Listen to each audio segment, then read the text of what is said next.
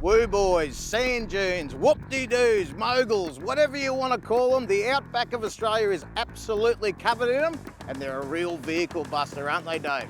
You really got to read the road when you come across this sort of terrain. There's ups and downs and no two are alike. So it's always worth exercising caution when you're driving in this sort of variable terrain. We always talk about things like ball weights on caravans, but that's a static weight.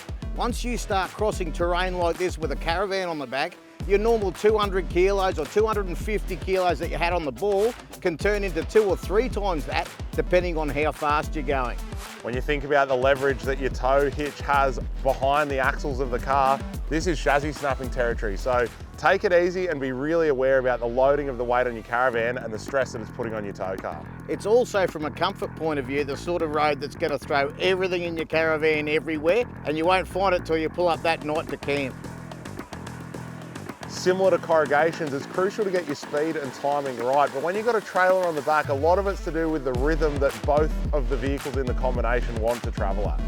And the speed you attack it at will have a direct effect on the whole dynamic of the vehicle and caravan. As your springs compress over the first corrugation, they'll lift.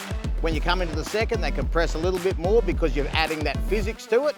And on the third, often you'll completely compress your springs, and that's when you'll launch everything.